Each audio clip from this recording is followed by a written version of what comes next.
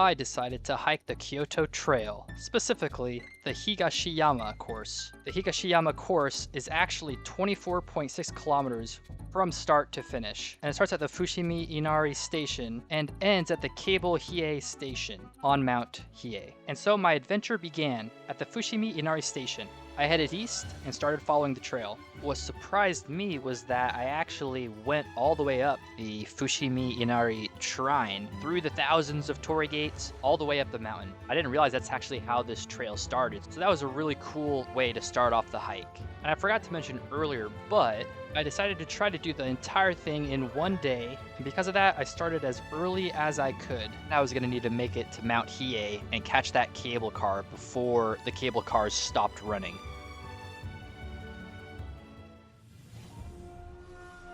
When I reached board 17, I decided to take an alternate route. I decided to go past the Koyasunota Pagoda and to visit the Kiyomizudera temple. And my plan was to follow an alternate route up through Jishu Jinja Shrine, but unfortunately it was closed. And so I couldn't access the path to get to the trail marker number 19. And so I had to go all the way back down to trail marker 17, where I then got lost and accidentally went to Seikanji Temple and had to go back again to trail marker 17, and that's when I finally found the right path to take. Unfortunately, that was the only major hiccup in the hike. There were so many different things I could highlight on this trip. There was lots of beautiful scenery, lots of nature to look at, lots of shrines, lots of temples. I wish I could have just stopped at everything.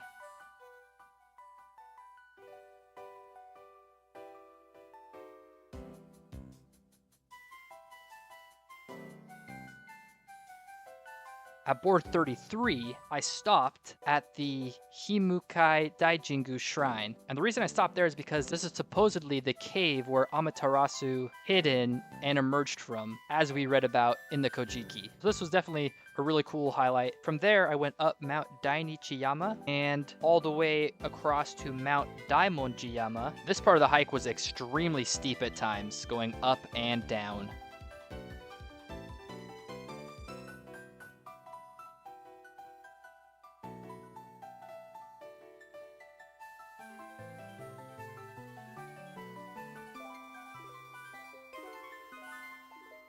And then I went all the way down along the Sakuradanigawa River till I reached the Philosopher's Path.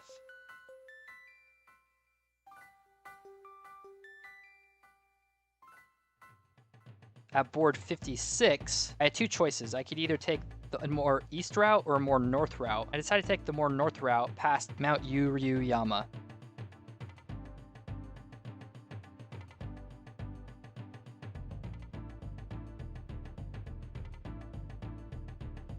It was really cool seeing all these shrines and temples all connected by this trail. And it was also really cool to see how many people were hiking along it. From the very beginning all the way to the Philosopher's Path, I ran into so many people hiking this trail. But after about trail marker 54 or 55, I think I only ran into like 4 or 5 people along the entire rest of the trail.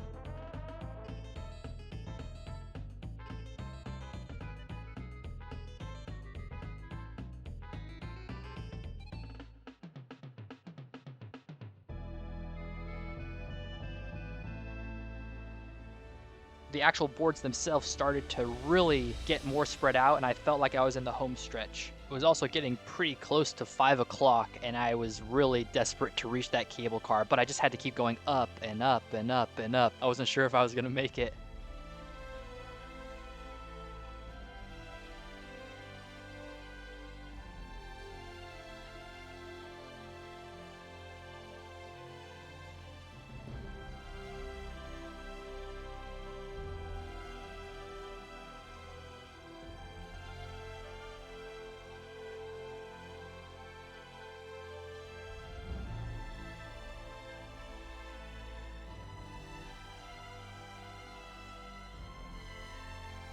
Eventually, at board 74, I reached the cable station on Mount Hiei and was able to take the cable car all the way back down the mountain, and my adventure was over.